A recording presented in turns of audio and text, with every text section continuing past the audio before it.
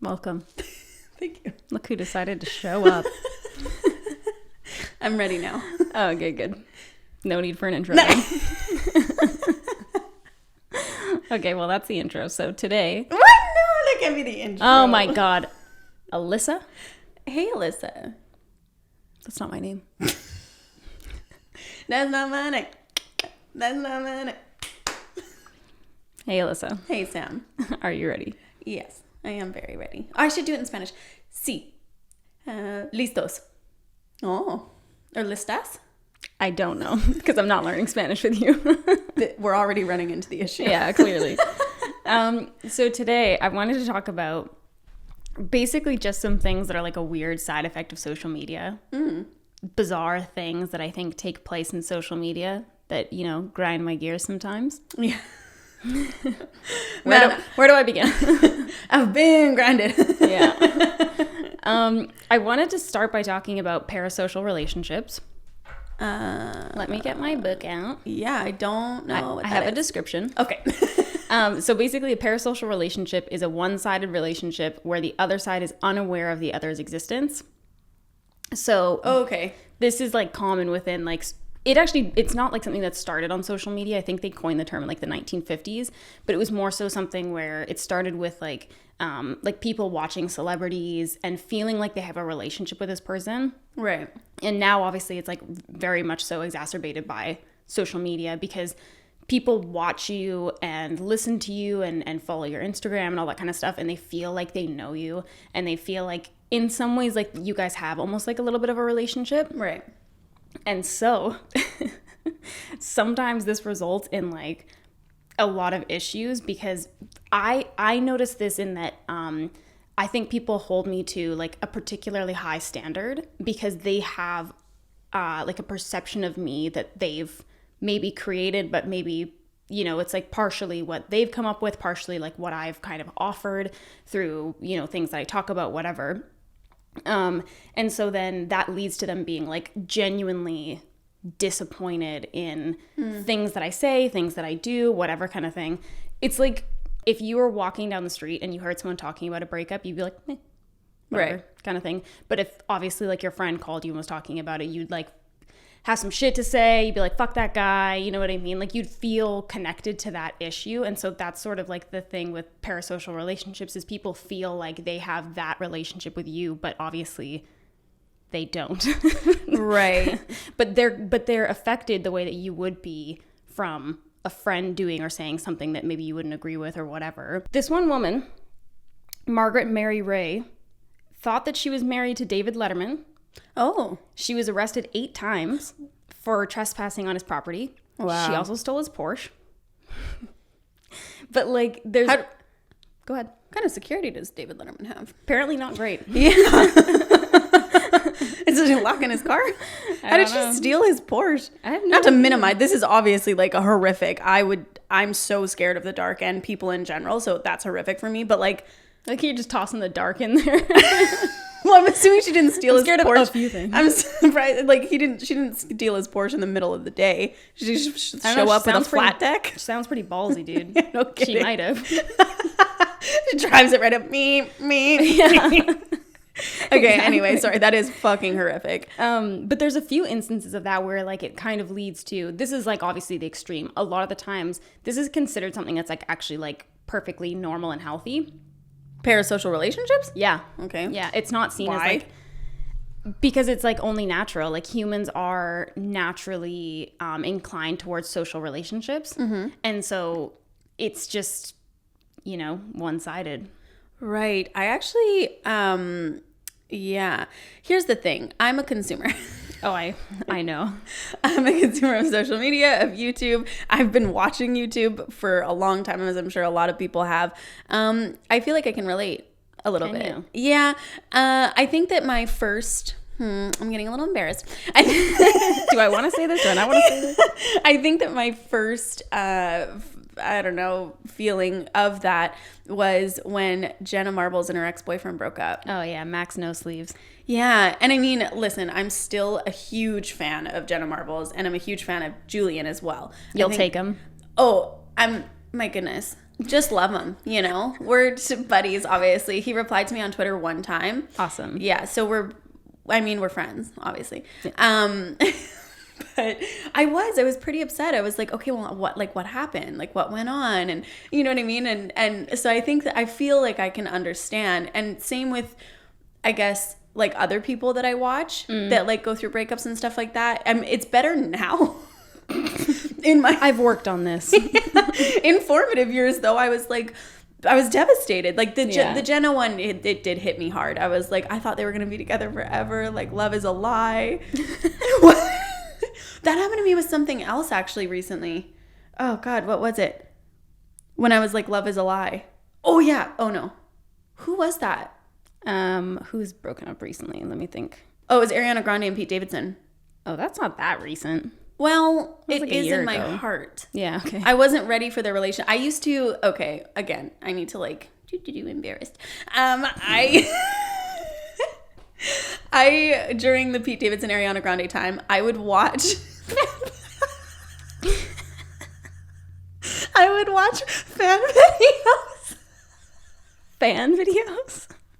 Like like fans make fan edits. Yeah. I would watch fan edits of like cutest Ariana Grande and Pete Davidson moments, but like I wouldn't watch them once. Oh, her eyes are watering. Like I would watch them like over and like every night, I think, for like a full, I don't know, couple weeks. You had them like playing in the background instead of Friends?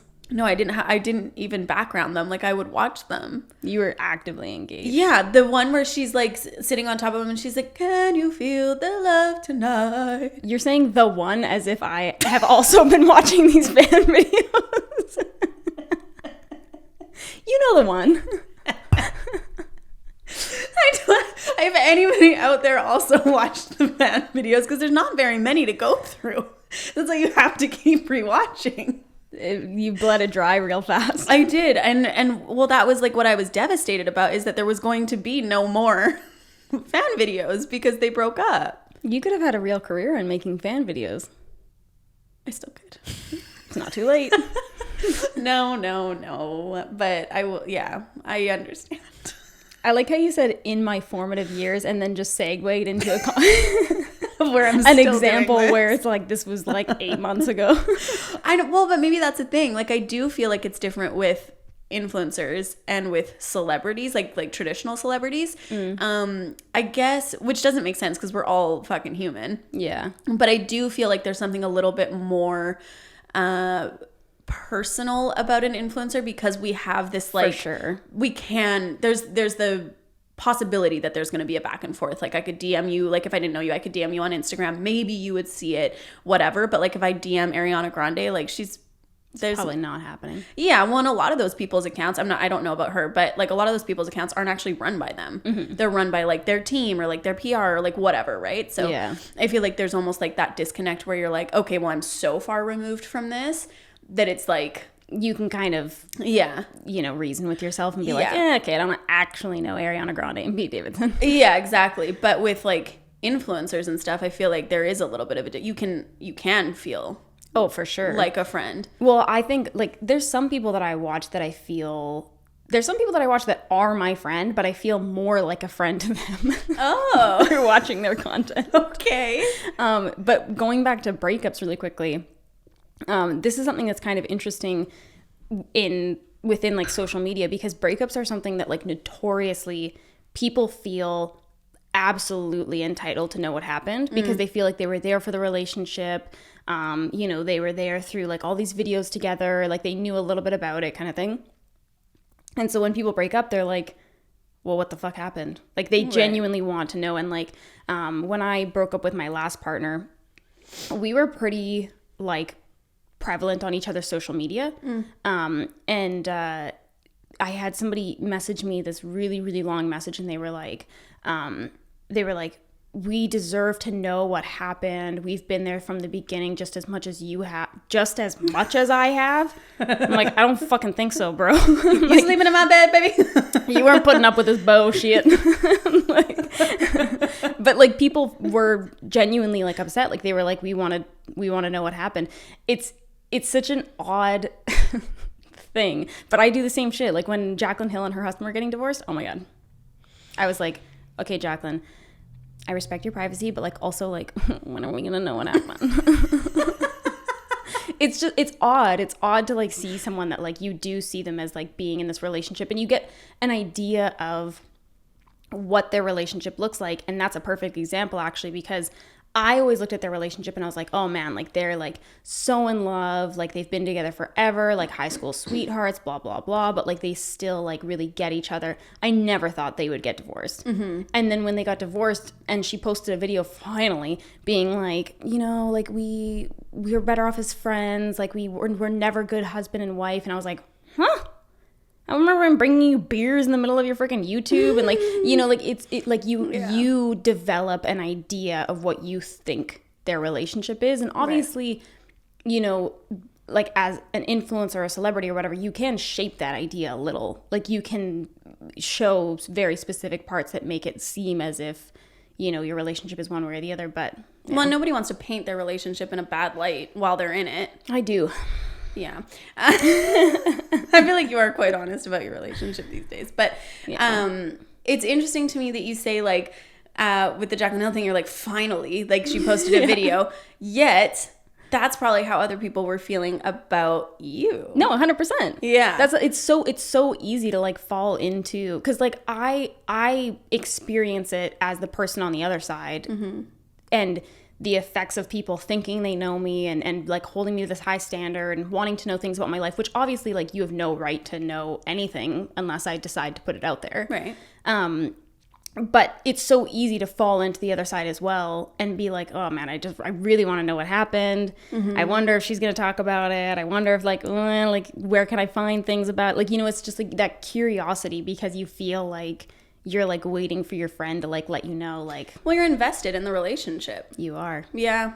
I really like when people like talk about their relationships and stuff like that online, and I always thought that I would be one to like always let everybody in on like what's going on, why we broke up, like whatever.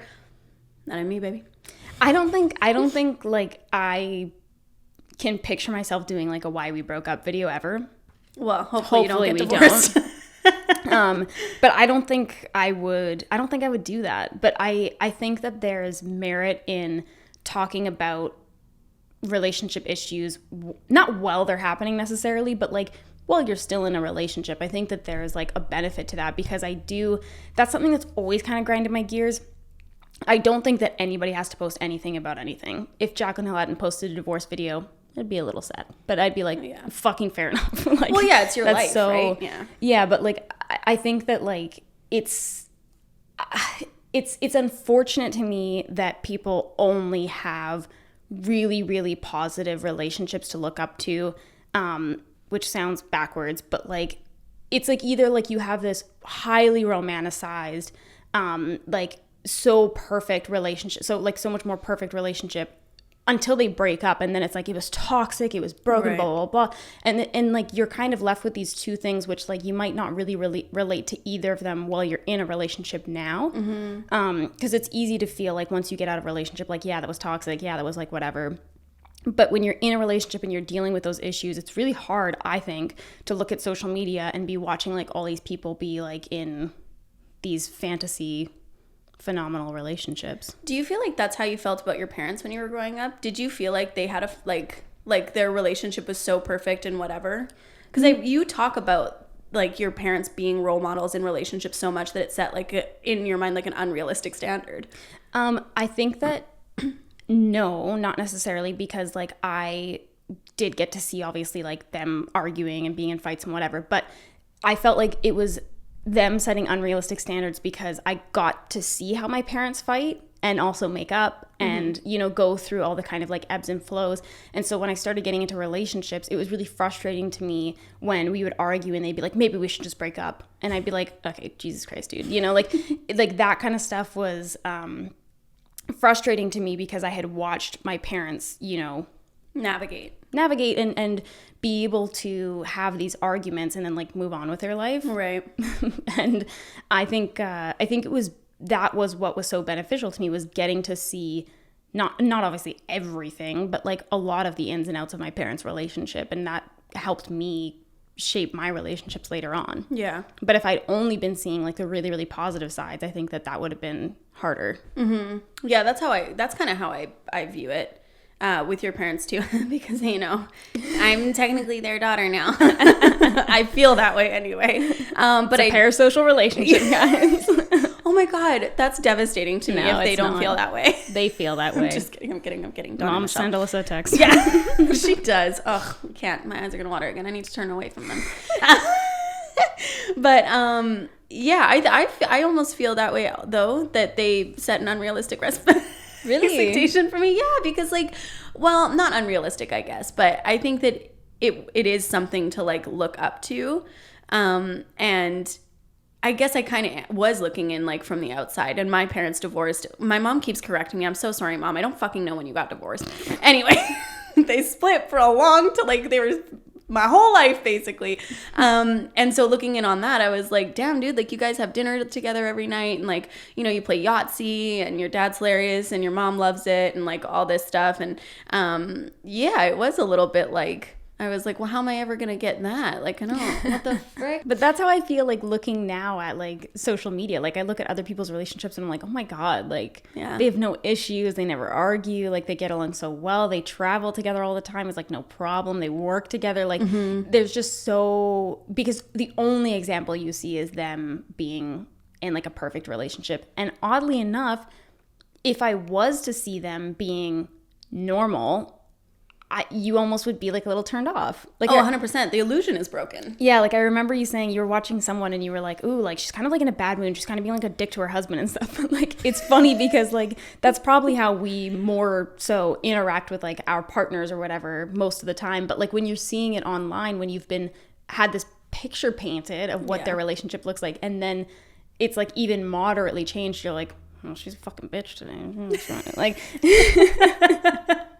that's so true though. It's so easy to have that like picture be ruined. Yeah. Well, yeah, and I think that was something that was interesting when we posted that video of me and Matt at whatever. Yeah. What was it called again? Who knows me better? Who knows me better? Yeah.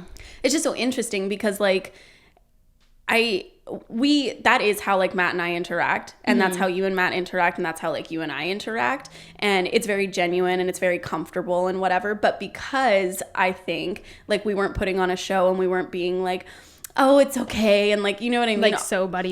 Yeah, exactly. That some people think like, oh, we don't like each other, or like, oh, I'm vying for her attention or whatever. You know what I mean? I'm like, this is ridiculous. Like if Matt and I truly didn't like each other, we would be like buddy and like trying to like put a show on kind of thing. Yeah, and like, when you go into somebody's house that you don't know and you're like, oh, where can I put my shoes? Extra polite. And, like, do you have a glass that I could use? Whereas like, I come into your house, I kick off my shoes, I fucking go upstairs, you know what I mean? Like, yeah, it's so interesting in that when you are like the most genuine, people think you're like something's wrong, I guess, instead of like what they expect to see, which is like, yeah, exactly. Well, and that's like something that always bothered me is like from the beginning of my YouTube channel, people have like the thing for my like brand, I guess, is that like people are like, you're so real and like genuine. And so that's kind of like a common comment that I get. And it's so funny because like whenever I post a video with my partner, people are like, wow, you're like really rude to him, and you guys are like blah, blah, blah, and whatever. And I'm like, this is fucking hilarious because like if I show you how I am day to day in my videos, you praise me for it. If I show you how I am genuinely with my partner, because we're not like, I love you, babe. Like, like we're not that like, I mean, we fucking live together. Like we're not like in love 24/7, like falling all over each other kind of thing. We talk to each other like normal adults. Yeah. But then when I'm showing that in a genuine light, people are like, wow, you're a real dickhead, and I don't approve.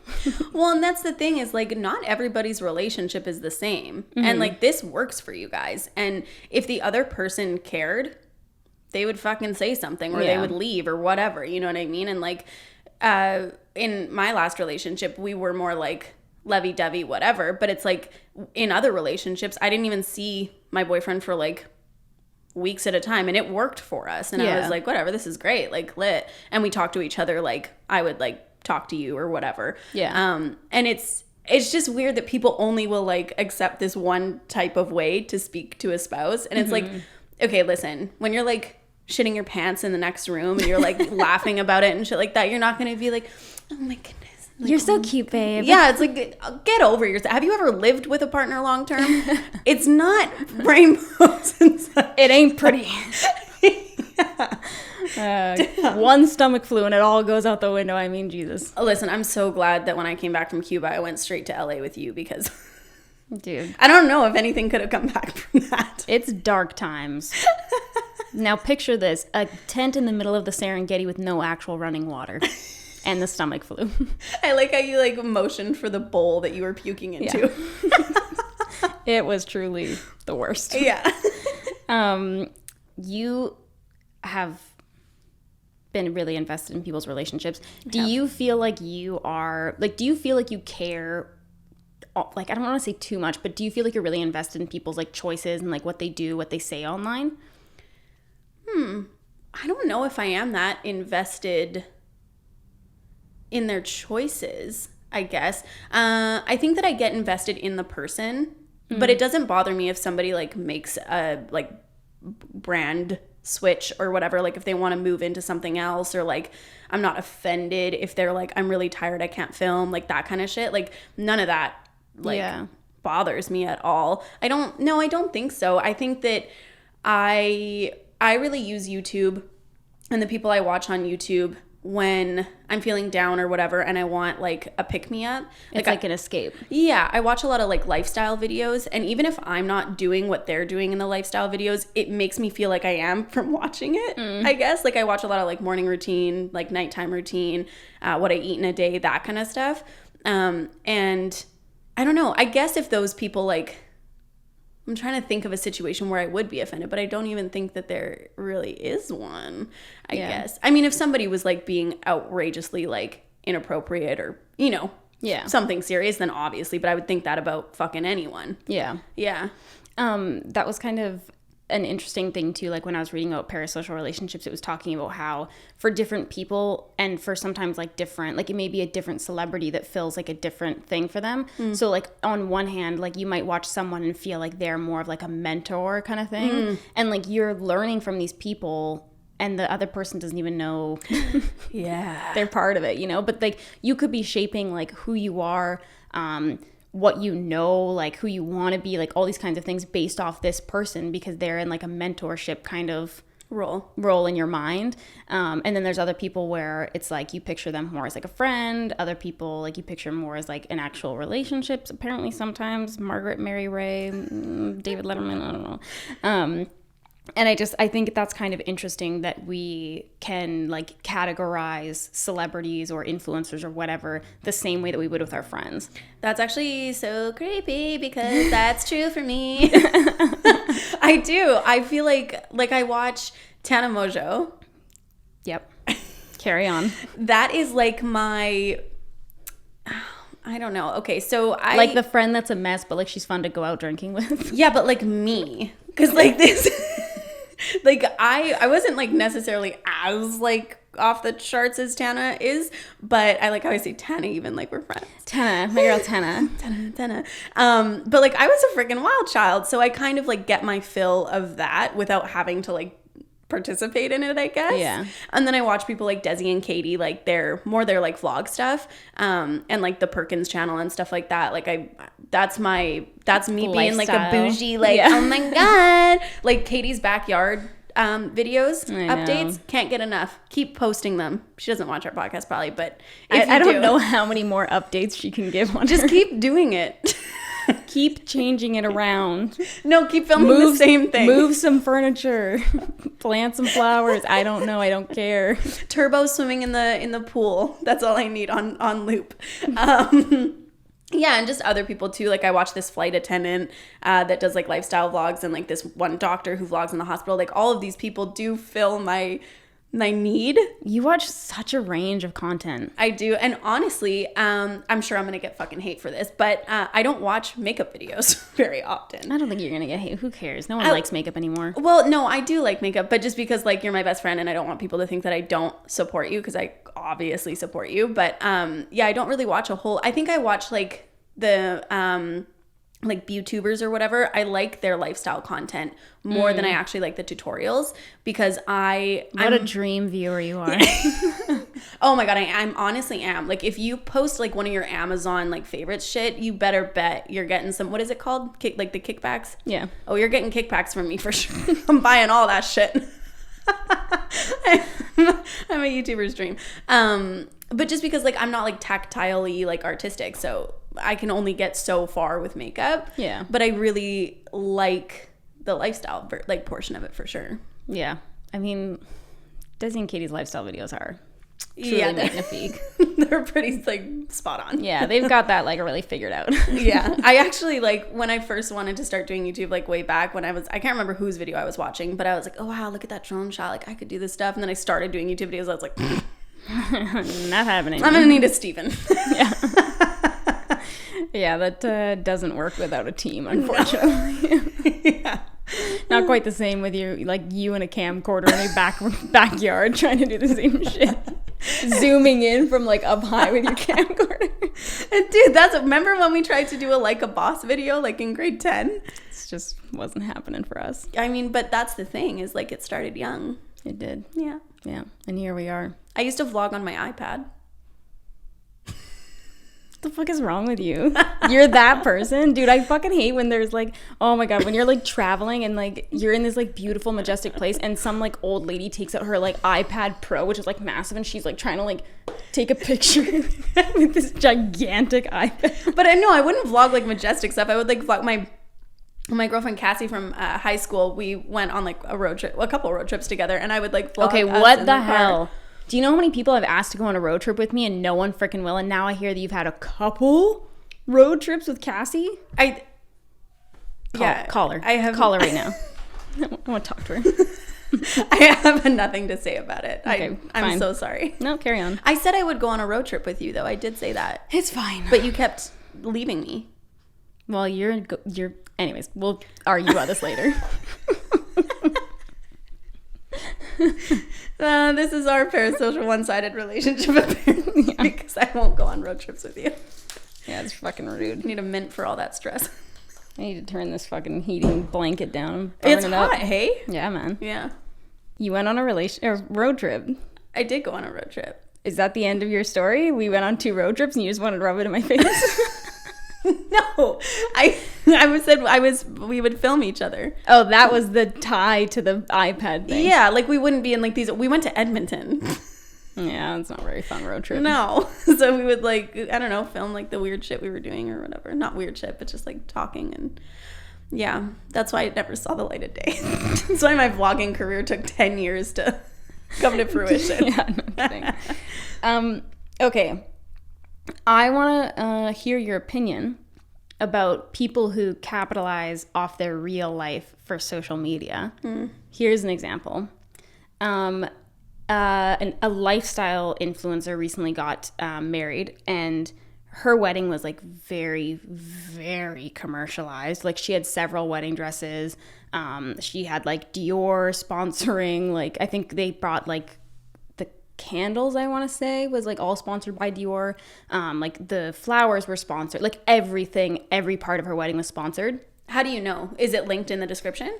Well, I know because I'm an influencer. Right, so but how would the general public know? So basically like she had a lot, like it's just crazy how documented this wedding was. So she had a lot of content leading up to the wedding that was sponsored. Okay. So like her like going and getting her dress made, and her like getting shoes for her bridesmaids that was sponsored, and like, you know, all that kind of shit. And then like, you know, like I think there was like other shit about like cakes and crap like that. And then on her wedding day, or like her wedding weekend, let's say, she had like magazines talking about her outfit over the weekends, like the what she wore the day before, what she wore for her wedding, what she wore for brunch the next morning, like all this kind of stuff, like her outfits throughout the weekend. This chick sounds rich as fuck. Oh, she is. She is. But and then she was posting a ton of content, like Instagram stories about, you know, different details of the wedding that was obviously sponsored, and then Instagram posts as well that were sponsored. Right. And being like, thanks for this, blah, blah, blah. So some of the stuff might have been paid for her to do it. Other stuff I think was just gifted, yeah. But it just left me feeling kind of like, I mean, her wedding looked beautiful, and like she just like is like such a like content, like she can't even like contain herself, it looks like. But it just left me wondering, like, is there not moments where this bothers her, where like she's like, man, like my whole wedding is like this commercial and like nothing was really like sacred? I don't know. How do you feel about that?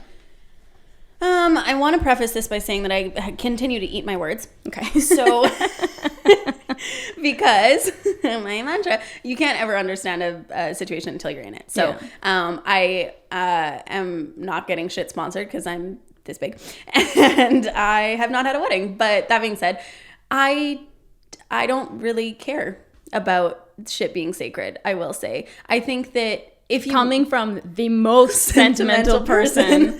And nothing's sacred to me except for like I will hold on to it for like 25 years. No, but sacred in the because I feel like for you, holding stuff for yourself, like not holding stuff, but like keeping it close to the chest. Yeah, personal and stuff like that is really sacred for you. That's something that you put a lot of like value in, and maybe that's where your sentimentalness like shows up. Maybe. But for me, it's not the same. Like me sharing something with whoever doesn't make it any less important to me.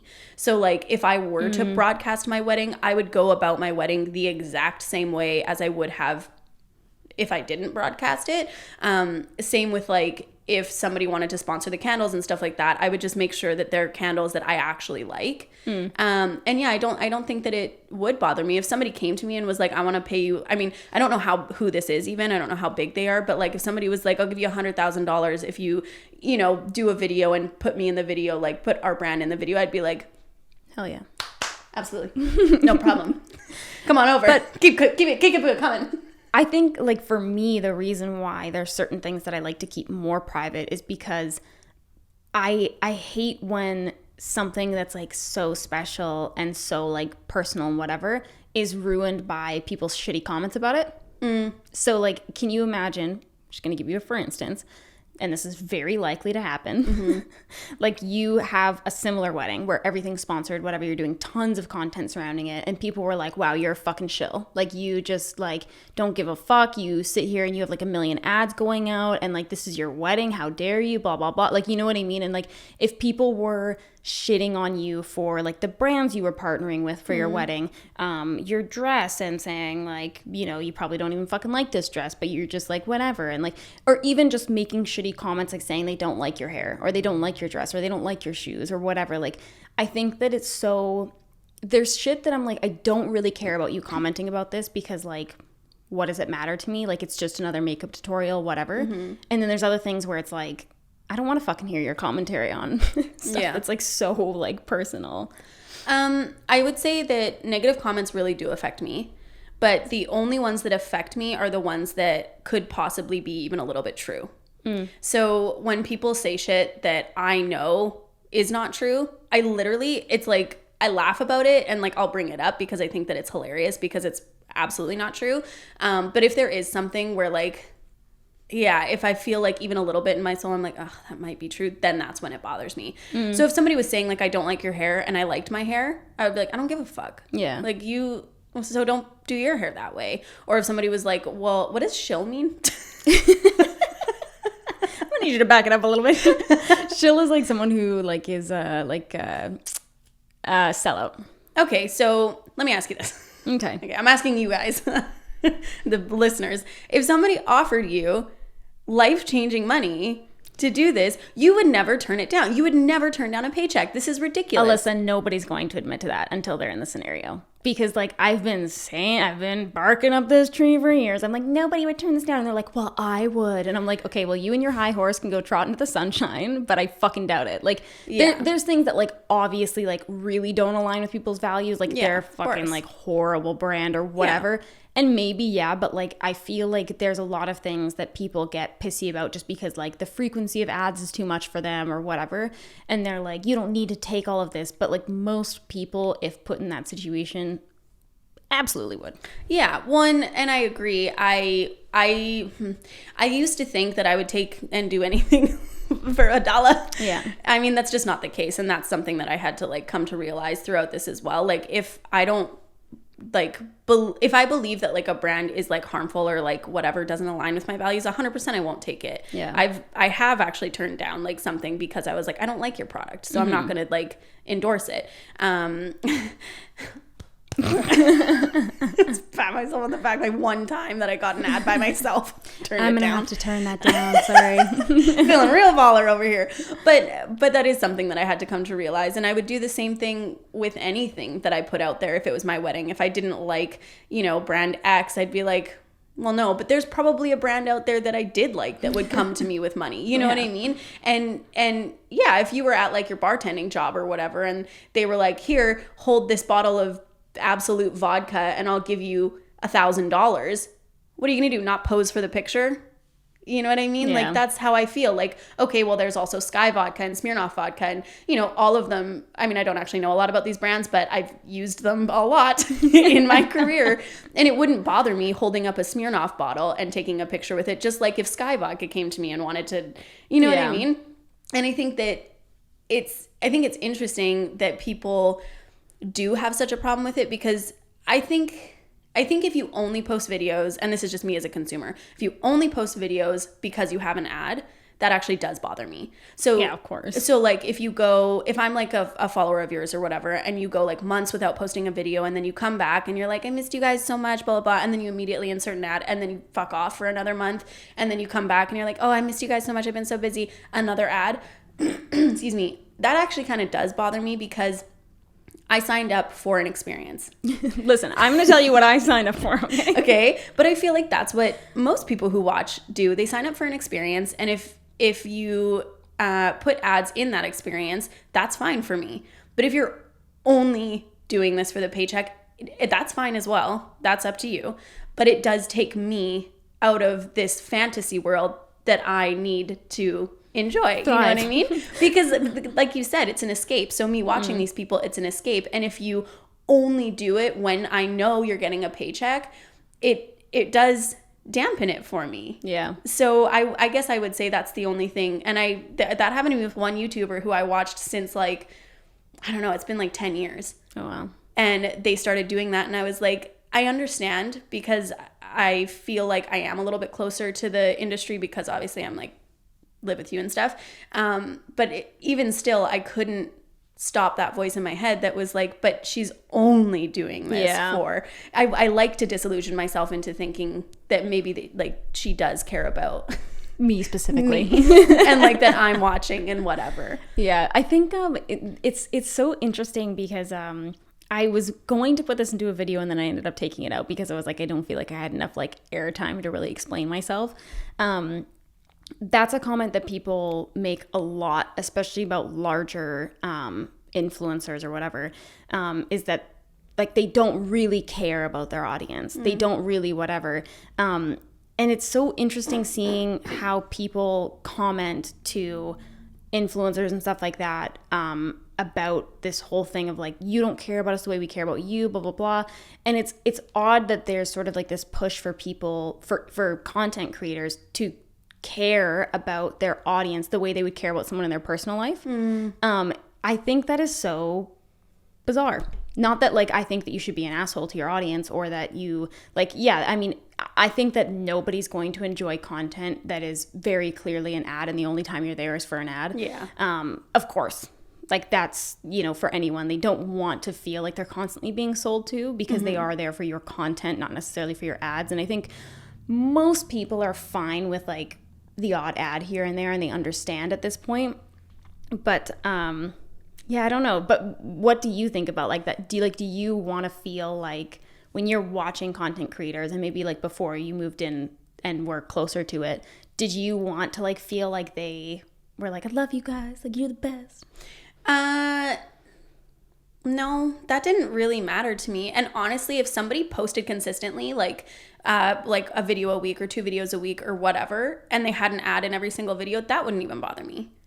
Oh, because they're being consistent. Because they're being consistent. Yeah. It's like, okay, well, you're still putting out content every week. I don't mind that you need a paycheck or that you... Okay, I think you're rare in that instance. I mean, yeah, probably. But it really doesn't bother me. It's the inconsistency when it's like, okay, well, I have an ad, so I have to do a video. It's like, okay, well, I'm going to keep doing videos regardless or whatever. And then if they all have ads, they do. And if they don't have ads, they don't, type of thing. What a dream that would be. Every video with an ad. Oof. Yeah. Although, now this is getting a little specific. Okay. But what are those videos called when the whole video has to be about something? Oh, like exclusive? Exclusive videos. I feel like that's a little different. Because I don't mind if you just like pop in there, you're doing a morning routine, and then all of a sudden Quip comes out and they're like... Man, you're like obsessed with Quip. I'm not endorsing them. I don't even care about Quip. It's just like they were doing a lot of ads with the lifestyle people, and so I mean, I don't know, I'm a consumer, they sold me. I've never tried it though, but I love it and I 100% endorse it. I didn't say that. Do I feel like I need them to love me? No, I think that if something that does bother me is when oh gosh, I just don't know, when people say that like it's the fans like don't matter type of thing. Like when people are like, well, you wouldn't be here. Do people say that? Not in so many words, but it's like when people say like, you wouldn't be here without me, and people are like, yes, I would. It's like, well, you wouldn't though. Let me explain. Okay, go on. I do feel that way only because social media is so different from things like actors and singers. Well, not singers, actors, I would say. Yeah. Because same with singers, if they didn't have any fans, no radio station is going to play it because nobody's going to listen to it. Yeah. And no venue is going to book you because nobody's going to come, and you would stop touring, that kind of thing. Same thing for influencers in my mind. And I mean, yeah, of course, you can disagree, but that's just how I feel. But if people stopped following and if people stopped watching, eventually you wouldn't get ads, and you would stop making videos. So when people say like, well, it doesn't matter, that it does matter. I feel like that's so rare though. I can't really recall a time where I've heard an influencer be like, yeah, I'd fucking be here without you bitches. Like, I feel like more often than not, it's people that feel like they have to continually be like, I love you guys, you're like a family to me, like I'm so appreciative, like blah blah blah. And like, it's not that like I think that's like a nice sentiment, but at the same time I'm like,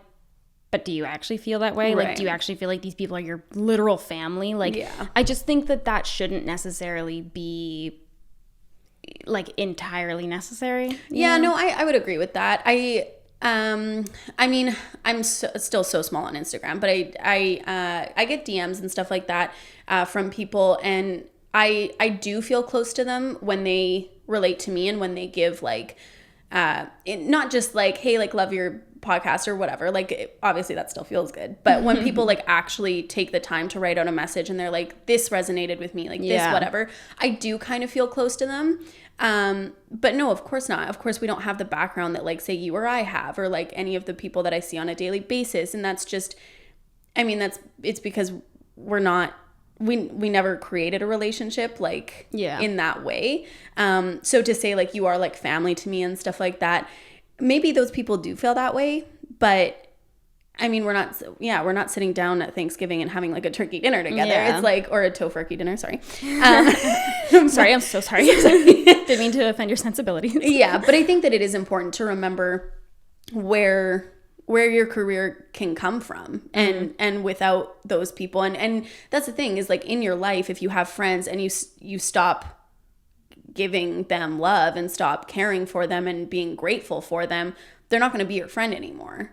Yeah. You know what I mean? I feel the same way about like people who are like subscribers or followers or whatever. It's like if I started being a dickhead and just like was like, well, whatever, I'm too good to like I think care. Though, okay, so but my argument isn't like being a dickhead instead of being like, I love you guys, you're like my fave, but like more so like being like neutral.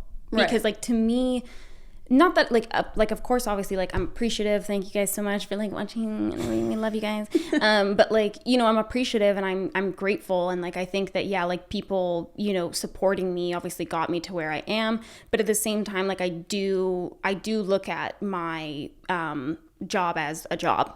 And so I think that there's like it's odd to me. And I wonder if that's like majority younger audience that's like, you don't even care, you don't even like whatever kind of thing.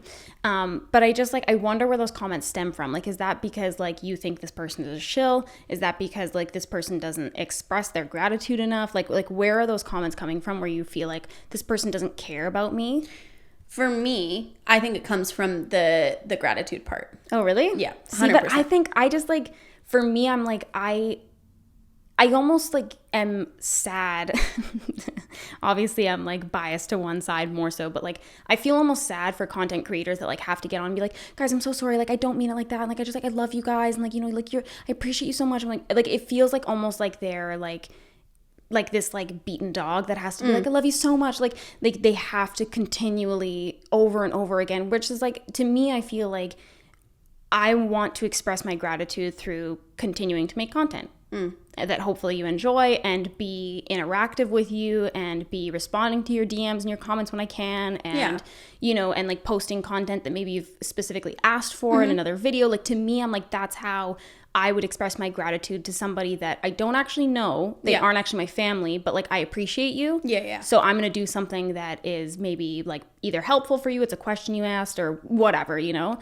As opposed to this like really over emotional, you know, like pouring of like the heart kind of thing. Yeah, I mean, that's not necessary for me as like a listener or like a subscriber or whatever either. Yeah, I think that for me, like even, well, I don't know, it's just so hard to like explain, because if somebody acts like they hate their job and whatever, like, okay, so say I'm at like a bar and I can tell that the server hates their job, whatever. I don't want that server. You know what I mean? Like, okay, so let me up the ante here a little bit. Yeah. You go into work. Let's say you've worked at a place for, I don't know, 8 years. Casual fine dining. I don't know. But, you know, like you go into your job and like 9 times out of 10, like, yeah, you're going to go in and even if you're having a bad day, you're going to put a smile on and you're going to like do your job to the best of your ability. But then there's going to be days where like you genuinely are just in like, you're so tired or you're so sick or you're so like just like not in a good mood, not having a good day, whatever kind of thing. And that's obviously going to show through. And I think that to me, the thing that is tricky about social media, kind of going back into this, you know, like pressure to showcase like your life being perfect and your relationship being perfect and all that kind of shit. It's the same thing. Like with this job, like there are days where I get up and I'm like, I don't like this job as much. I'm not having as much fun. I don't really want to be filming. I don't really want to whatever. But it's still my job and I still have to like get content out and do what I have to do. And so to me, it's like when I post a video or whatever where I'm like maybe not as peppy and I'm like not as interested, it's the same as somebody else going into work on a day that they're having a really bad day. And I think that it's unfortunate that people feel like that's not appropriate. Yeah, I've obviously had those days. I mean, I've gone to work. I went to work the day that I found out that my dad had cancer. I went to work after my first boyfriend broke up with me. Like, I've definitely had those days where I wasn't on my top game. I don't know that you have called in sick to work. So let's just assume that you've gone to work through everything that you've ever been through. There was a time that I called in sick to work a lot and I was actually sick. But yeah, no, I anything emotional I would always go to work for. But yeah, so I relate to that and I understand that. And I probably wasn't as good of a server that day or bartender or whatever. But I also didn't tell like my guests that I was serving that I fucking hate my job. And that I don't feel like serving them. Okay, but see, this is where I feel like, I don't know, I have a hard time with it because it's sort of like, people want you to be open. They want you to be genuine. They want to know about your life. They want to know details, unless it's something they don't want to hear. Yeah, that's true. I don't know. That's true. Because that's how I feel too. I'm like, oh, I want these people to be open and honest and genuine. But it's like, then they say something that I'm like, ooh, well, that breaks the facade. So don't like that. Well, and I think that is, to me, I feel like, let's take this parasocial relationship a step further, okay? You're going to even know about my woes. Like, I think to me, it's, I understand that it's off-putting in some cases for some people, but at the same time, I feel like, well, this is a more well-rounded version of me. And so if you're here for me and you're somebody that's like involved, because the thing is, it doesn't, to the best of my knowledge, it doesn't bother you for me to call you and be like, man, I'm having a fucking hard time. I hate my job. Like, this is really difficult, blah, blah, blah. But when you see it in a video, you're like, Sam, what are you doing, man? Well, if I don't feel that way in your videos because I know you. Yeah. As a friend. But you're right. If I saw it from somebody that I don't actually know, because we don't have that relationship, I probably would feel that way. I'd be like, well, then why am I watching? Yeah. Like, if you don't want to do this, then fucking stop. You know what I mean? And I think that that's a hard thing too, is like any of your coworkers that, like, I'm saying like restaurant because that's what I know. Any of your coworkers that you like worked with at a restaurant or whatever, they wouldn't be like, well, quit. Stop. Yeah. They would be like, ugh, I know, fuck, my table's a piece of shit too, right? Mm-hmm. And I think that in social media, because it is, I really do believe that social media is based off of a fantasy. I do think that. Yeah. And I think that I would hope that a lot of people agree, because that is what it is. Where was I going with that though? I wouldn't like go and like be like, oh, you're right, I should quit my job today or whatever. It's like, but I'm allowed to have that conversation with those people. Yeah. Whereas I think in social media, because it's such a fantasy, you're like, I'm not saying you're not allowed, but like that's what I feel like is happening, is like, well, you're not allowed because now you're like breaking the fantasy. Yeah. And I think that really the only way to break that fantasy and have it be like a more genuine interaction and understanding and stuff like that is for people to be forthcoming about all aspects. Mm-hmm. And to me, I feel like I just wonder how different things would be. I wonder how different people's, like insecurities would be, and their confidence, and, their like, just like insecurities around everything, like their body, the way that they look, the way that their makeup looks, their skin, their hair, their relationship, everything. Mm-hmm. I wonder how different it would be if content creators were more often talking about, the downsides of their life, and, like just shit like that. And even like, posting photos without filters and stuff. Like I stopped smoothing my skin over the past year, and people are still, it's been a year, people are still like, wow, thanks for showing your skin. Mm-hmm. And I get that comment a lot on like foundation review videos too. They're like, it's nice to see how this actually looks on skin. But it's like, when you're watching content creators that are putting filters on and stuff like that, which, by the way, I completely understand. Mm-hmm. Everyone wants to look bomb. Yeah. It's nice to have your skin looking good in a video. Mm-hmm. But, when you're watching a foundation review, for instance, where someone has a filter over their skin, it's like, well, even if you buy that foundation, your skin's never going to look like that. That's so funny that you say that. Somebody just messaged me and asked me if I had a beauty filter on my last video. Oh, really? Yeah, and I didn't, but... That's just actually my skin, sorry, bitches. Well, no, but I think that it might... I use the Sony A1, whatever it's called. Yeah, it's smooth. I think it does, yeah, because I was like, well, I didn't put anything on here, but... Yeah. I mean, it could be my camera, or like the fact that I use like a million lights, but I didn't even know that was a fucking thing, which is like, that's a huge problem. Yeah, well, and I mean, that's what leads to people feeling like they're not as good at makeup, and their skin doesn't look as good, and their skin's so textured, and why is this person's skin not as textured? And that mentality bleeds into everything, because they look at someone else's relationship and they're like, well, that's not what my relationship looks like. Right. So is there something wrong with my relationship or whatever? Or they look at someone's job and they're like, well, I don't feel that way about my job all the time. So am I in the wrong career, or am I just like useless, or what, like it's I think that it's doing a disservice to the general public to have only the positive aspects being put out there. But at the same time, the general public doesn't want to see the negative, because it does ruin the fantasy, for fuck's sake. That's what I was just going to say, is I agree. I think that there is something so cool about being like candid and honest and genuine.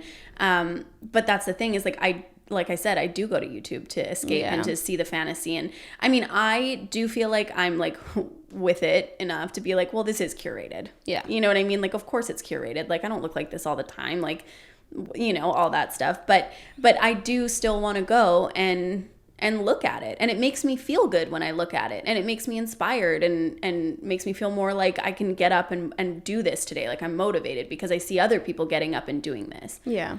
Yeah. I don't know. I don't like, even like, I obviously am very aware that things are curated, and I know like the ins and outs of social media and what people are doing and filters and whether or not it's an ad and all that kind of crap. Like, I'm very conscious. But I still feel like I look at people and I'm like, man, she always looks pretty, and her hair is always nice, and blah, blah, blah. Like, like, I still find myself just naturally being like, fuck. I don't want to look like that. Like, it's hard not to fall into that trap. I also think that money helps. It does. You're right. Like when I see that stuff, when I see people having their hair always looking like fucking bomb and their makeup and their pictures and stuff, I'm like, well, yeah. They rich. They have somebody that's coming to their house at like 4 a.m. and getting them glam and shit like that. Like, I'll use Kylie Jenner as an example because like she's like the most famous, I feel. Yeah. So, I mean, yeah, of course she always looks bomb because she gets like, you know, I don't know if she gets spray tans, but they showed it one time on the Kardashians. So I feel like she does. But anyway, you know, she's always keeping up with that. Like she has hair extensions and wigs. Did you say that she's keeping up with the Kardashians? Yeah. That was a zinger. Thank you so much. Thank you so much. But I went to a comedy show last night. That's reminded me of that. Anyway, yeah, so like, of course, she has all this money. She's spending tons of money to look a certain way. No shit. If I need you to stop doing that with that cord. That is the worst. I'm so sorry. I was like, okay, it's like her toes on it, and like I was just waiting for, and then you were like,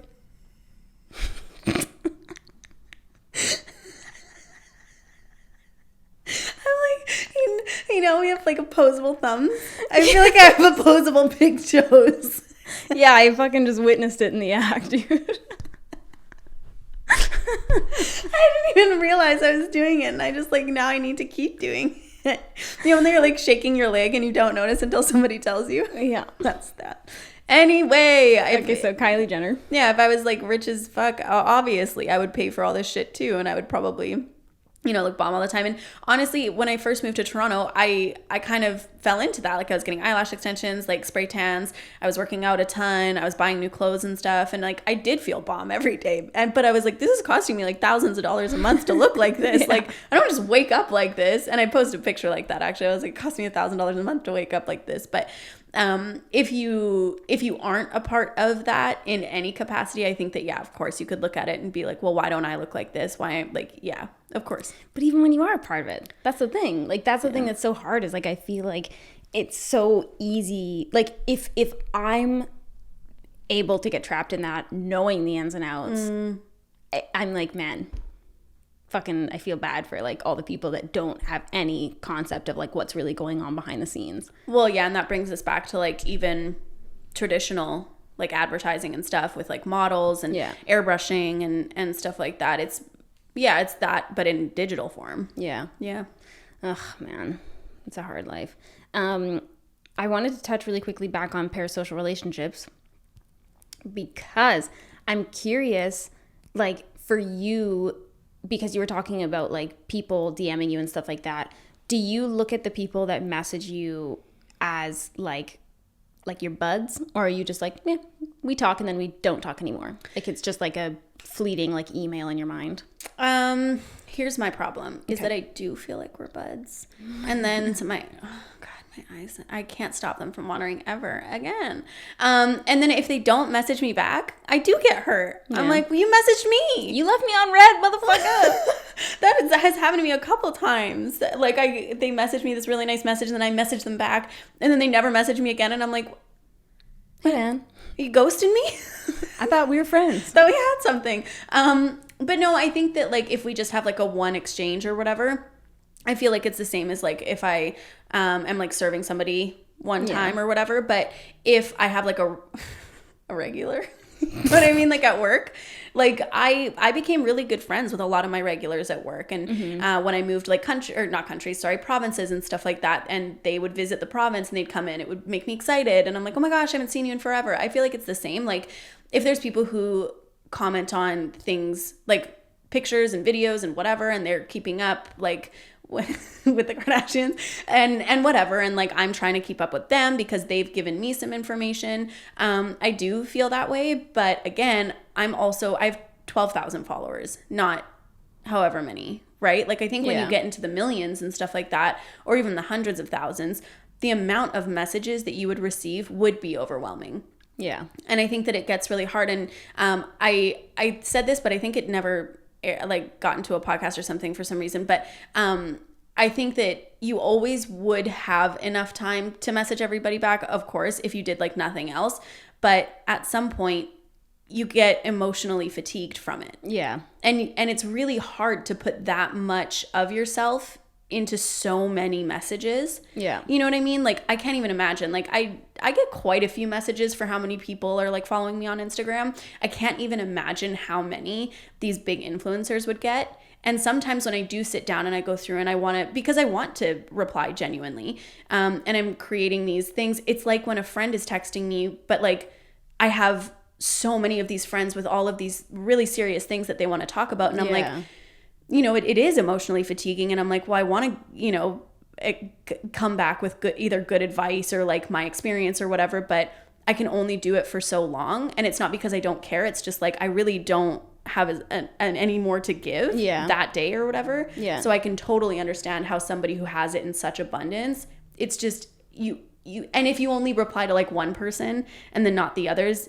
I would feel guilty, I guess. Yeah. You know what I mean? So it's like, you almost just don't want to reply at all. Mm-hmm. Yeah. Yeah. That was, like when I don't do like really meet and greets anymore like I used to, but when I used to do larger scale meet and greets, I don't know that I've done a single meet and greet and not cried after because like I just feel so exhausted and like emotionally drained and stuff like that, because it's like you're trying to be everything that this person wants, because like I want your experience to be a good one and I want to live up to your expectations and I want you to be happy that you came out and stuff like that. But it's like you're trying to live up to, you have to meet this person and in a split second like determine like what part of you they're coming for, like what part of you they resonate with the most and like what they value the most from you and stuff like that. Because for one person that could be like your humor, for another person that could be like the fact that you talk about mental health, and another person it's like they resonate with like the makeup side and whatever. Like there's so many different things, so it's like you have to determine like, okay, what are you anticipating, what do you like relate to, whatever kind of thing, and then like trying to be that for you, and not in a way where like you're like putting on, but just like, you know how like with certain friends, like your personality just like shifts a little bit, of course, with certain friends. It's like that, but like over and over and over again for like split second like interactions that are like so brief, but you're just trying to be so much in such a short amount of time for so many people kind of thing. Yeah. And like leaving those is always the weirdest feeling, because you're like happy that you got to like interact with these people, and a lot of the times you get to hear like cool stories, and it's just cool to see people face to face. But at the same time, it's like, oh my God, like I'm a shell of what I once was. Yeah. And it is like that for sure, like answering messages and stuff, because so many people do, you know, if you put yourself out there, and even if you don't sometimes, people respond back and like they'll tell you a little bit about their life, and, you know, reading those stories and stuff, like it's so hard because it's like you do want to be there for everyone, and you want to be like their like shoulder to cry on in a way and stuff. And like, and throughout my career, I almost felt like that yearning to be that friend for people. Yeah. And also feeling like kind of like that parasocial relationship in reverse, where I did genuinely look at a lot of my subscribers and feel like, oh, these people get me. They're like my friends, like whatever. And then when it came to a point where I was like, oh, maybe that's not the case, I was like super hurt by it as well. When did you figure that out? So I've never been like a huge interactor, just because like I don't like to spend that much time on my phone. But for a long time, I would Periscope every day. So if you don't know what Periscope is, it's just like a live stream. So I would go on Periscope and there's a chat and you can chat with everyone. But the people who watched my Periscope was like a select group of people. Like it wasn't a ton of people. It was like a few hundred kind of thing. But those people, they'd come to my meet and greets and they're like, hey, I'm part of the Periscope fam. And I'd be like, oh my God. Like you felt like you had a different connection. Connection with them. And I would talk about different things on there, and I was able to talk for longer. So, you know, like we shared, it's not a we thing though, it's a me thing. I shared a lot more. And so I just felt like these people, this group understood me so much more. They knew what I was going through in a way that like the rest of like YouTube or my Instagram wouldn't, because I was talking to them every day kind of thing. Like they were there through like breakups and whatever. Like they were there for genuinely like my life. And then I remember one time I had gone onto a Reddit thread and someone had posted about what we talked about in Periscope that day. What I talked about in Periscope that day. And I was like devastated, because I was like, I can't fucking believe you would like take this out of Periscope, which obviously like it's just as public as anything else is. Yeah. So it was naive of me to think that like it was staying in this little corner. But I was like, I can't believe you are part of like my friend group, like my Periscope group, you know? And like you took this and like talked about it somewhere else. And like I just started seeing more and more of that. And I was like so devastated by it because I was like, man, like I thought we had an understanding here. Yeah. Like it was just such a weird It felt thing. almost more like a friend had like betrayed your trust instead of like something that you intended to be public. Yeah. And like that kind of stuff, I don't know, it does like it bothers me in a way because it's almost like you took this information that you were privy to and then like ran with it somewhere else. Yeah. And again, like obviously like it was fully public. Anyone could have like waltzed into the Periscope group, whatever. Yeah. But like I just had such a different feeling about it without even really noticing. Like I didn't even really acknowledge what was going on until the illusion was truly shattered. Yeah. And then the fantasy bubble just burst, man. Yeah. Well, that's a dismal ending. That is. I was just thinking of all the mean things people have said about me. The one that gets me, this is a side note, the one that always gets me, I mean, there's so many, but this one too, is when people say that I have like botched cheek filler and that like... Oh, I'm glad you're clearing the air on this. that like I need to see another doctor, like they don't like my filler or whatever. I don't have filler in my face. Let the record show. Okay, I do have filler in my lips. I don't know why, like I think that that's different, but anyway, I have filler in my lips, haven't had it for a long time, but I don't have cheek filler. I don't have like filler under my eyes or whatever. Like, everyone, please let him go. Yeah, it's like, son, I'm like, literally when I see those comments, I'm like, it's just my face. Which is like so hurtful. It is so hurtful because people are like, your face is botched. Yeah. It's like these chubby cheeks have been with me since birth. How dare you? But like also, of course, I have chronic sinusitis and shit, so it's like my face is just puffy. Like, yeah, fuck off. Anyway, when it comes to hate comments, just to wrap up on a good note, when it comes to hate comments, are you like more of the like group that's like, well, if you put yourself out there, or are you like what do you feel about this? What do you feel about hate comments? I do feel that way. Really? Because when I started the podcast with you, and when we started the podcast, sorry, that never bothers you. That bothers me only. When we started the podcast, I knew what I was getting into. I knew that people were going to have opinions about my appearance, opinions about what I say, literally opinions about anything. Mm-hmm. And so I just expected it. And people have been hating on me for a lot longer than that. I mean, I was bullied and people bullied me online before anything. Like I had, in the city we were from, Kelowna, there was a group, I can't remember what it was called now, but it was basically like Gossip Girl, but for Kelowna only. And people would post about me on there all the time. It was this one person kept posting about me and like stuff that was true, stuff that was untrue, which kind of sucked because when people post like stuff that's untrue but then also true, it almost makes the untrue stuff that much more viable. Yeah, sound true. And so I mean, I just realized like if I'm putting myself out there in any capacity, people are going to hate because there are hateful people out there. Yeah. And I just know that I have to conduct myself with integrity and with my morals, and I am always learning. Mm-hmm. And like you said in the last podcast, from the podcast that you were watching, you know, we are consenting to learn in public. And that's not just on the podcast. That's me on Instagram. That's me in real life. Like everywhere. Yeah. Like I like how I say real life, but in like my day-to-day life, it's like I am consenting to learn in public, and I am, we're always evolving as people. And whether that's my style or, like my beliefs on literally anything. I know that people are going to have comments about it because I'm putting it out there and I'm inviting them almost like into my home. Like I am, that's my intention. Like that might not be like yours or another influencer's, but my intention is that I'm inviting them into my life.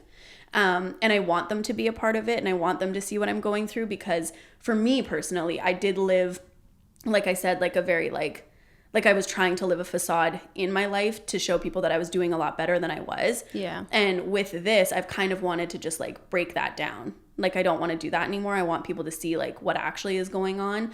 And also like just having fun, like on YouTube and stuff, like whatever I want to post. And so I am inviting them. And so, you know, I don't get to select who I'm inviting. Yeah. So, I mean, do I appreciate nice comments instead of mean comments? Yeah, of course. But with the mean comments, I just feel like in life you have to, not everybody, but in life I have to take the bad with the good. Yeah. And that's basically what I'm doing. But do they hurt? Fuck yeah. Fuck, man. Of course. I remember like every like shitbag comment, like it is burned into my memory. Yeah. Yeah, I think that like I don't think it's right that just because you put yourself out there that people are like entitled to leave hate comments.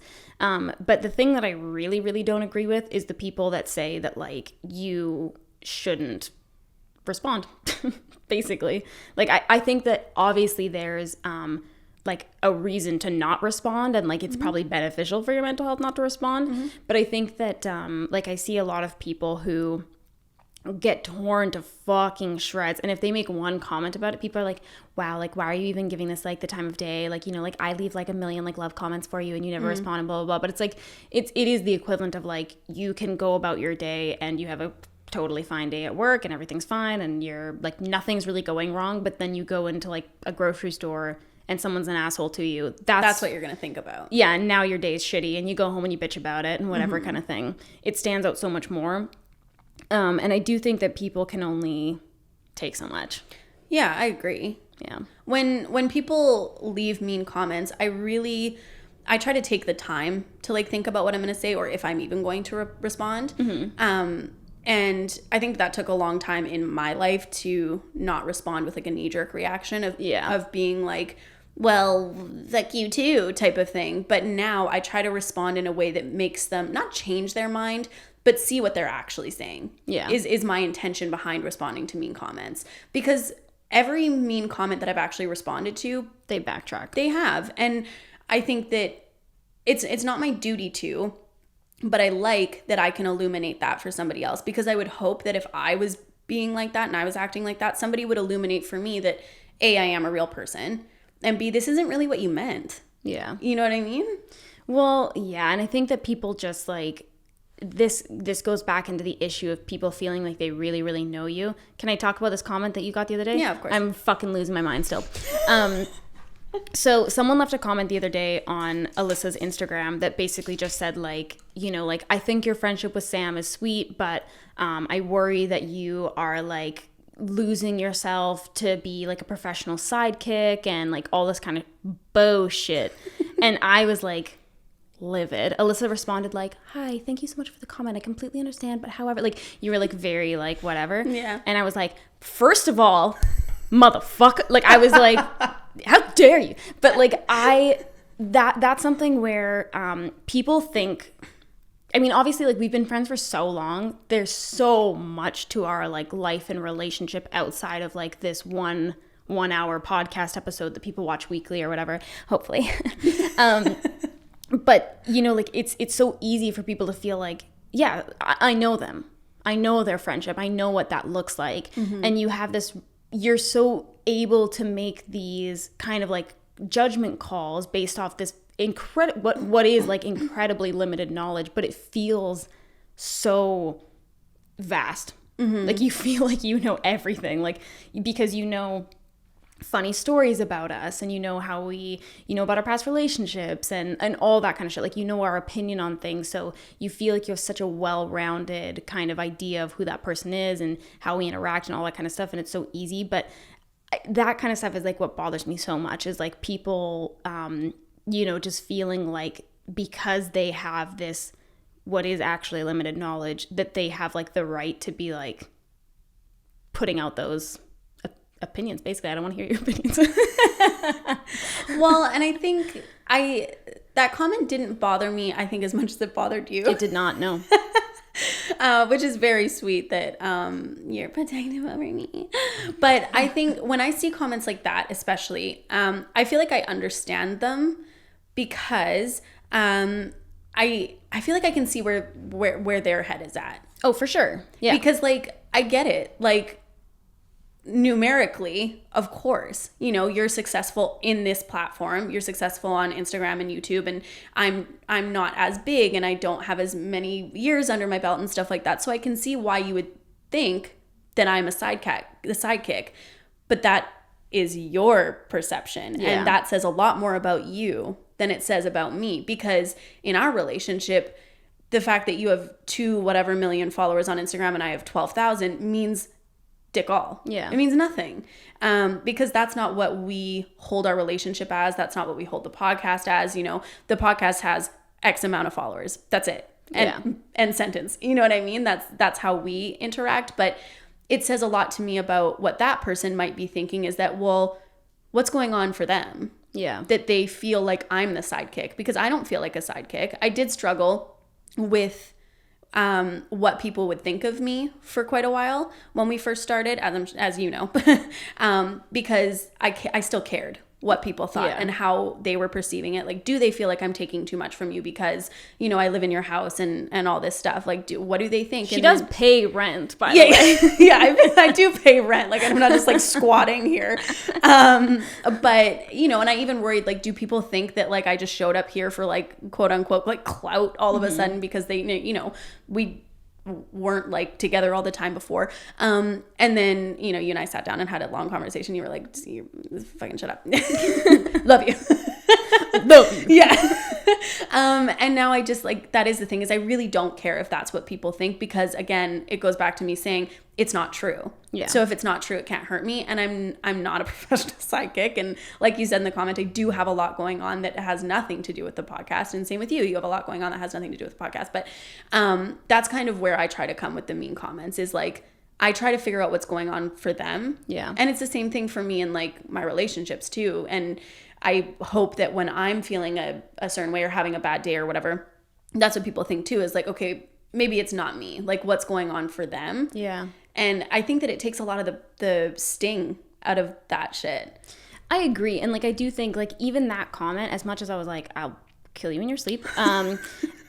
I did feel like you're clearly coming from a well-intentioned place.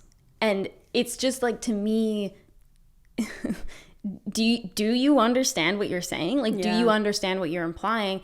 And are you really stopping to think about the fact that like, you don't actually know us? Like, you don't know what our relationship looks like. You don't know. And honestly, like, you know, I've said this for years, but like, obviously I try to be as, you know, genuine and like myself as I can be online. I think you do the same, but realistically, like, you don't actually know if this is even my personality. Right. Like, you know, like, you have no idea. Is it? We'll never know.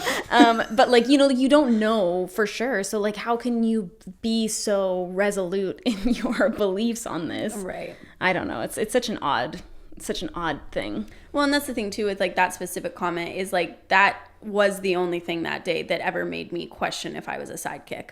Yeah, you know exactly. What I mean? Exactly. And it's like, when you're saying like, do you actually know what you're saying? It's like, well, you are actually the only person making me feel small right now. Yeah, 100%. And yeah, and I just think that, yeah, with mean comments, like, people just, oh gosh, they don't realize, I think, sometimes. No, and I think that, you know, like, obviously, yeah, like, don't pay attention, whatever kind of thing is so much easier said than done. But it really is, you just like don't know what you can say to someone that's going to stick with them for life. Yeah. And like, there's certain things that like I wasn't self-conscious about before, and then someone made a hate comment about it, and I was like, oh, yeah, okay. I guess this is true. And like, even we've talked about this before, and I think we might have talked about it in the body image podcast with Sarah, but like, there's times where I've posted photos where like I feel good about myself, like what I look like, my makeup, whatever, my body, and someone makes a comment that's well-intentioned, like, oh, like, I'm so glad like you wear stuff like that for like a girl that has like bigger breasts, and like you just don't care. And it's like, I know that that's well-intentioned. I know that you're probably coming from a place of like, oh, we have similar body types and like I wouldn't be confident enough to wear that.